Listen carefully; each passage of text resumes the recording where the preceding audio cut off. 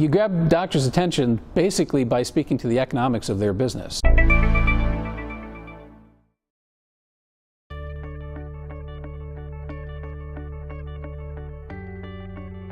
I think the two biggest mistakes that healthcare entrepreneurs make in communicating their story is the story is way too technical.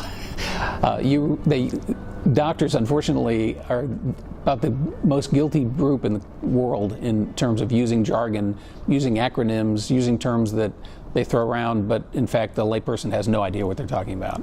So you have to break it down to what the impact is on the patient and how the technology impacts the patient outcomes without getting lost in jargon and using terms for a health condition that no layperson would really know what it is. But wouldn't a tech company want to use the jargon to appeal to a doctor? Well, I see this even when companies come and pitch to CTAN, to our angel network. The entrepreneurs often tailor their entire communication to the 2 or 3 doctors that are in the room, and they completely lose the rest of the audience.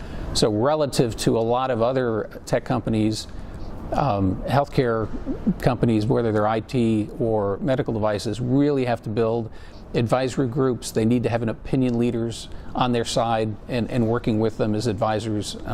They need to get promote their product within the physician community, which takes a very different marketing process than going out to a consumer market or even to an enterprise software kind of market. For most healthcare products, the customer that you actually have to influence is the physician, because the physician is the gatekeeper for most of the choices of healthcare. They're either using a software product in their practice or in their system, or they're prescribing a device or a drug.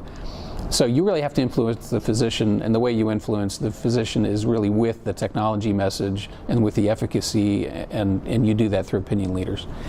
For investors, it's more a question of really getting them to be comfortable that the technology is real, that the regulatory risks are moderate and not extreme, and that there's a big exit opportunity at the end.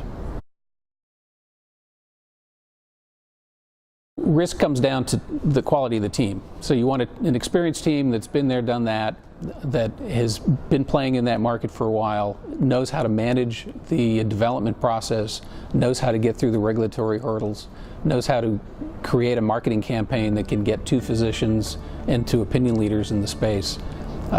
So usually execution really comes down to the team and the quality of the team and what their experience and knowledge base is.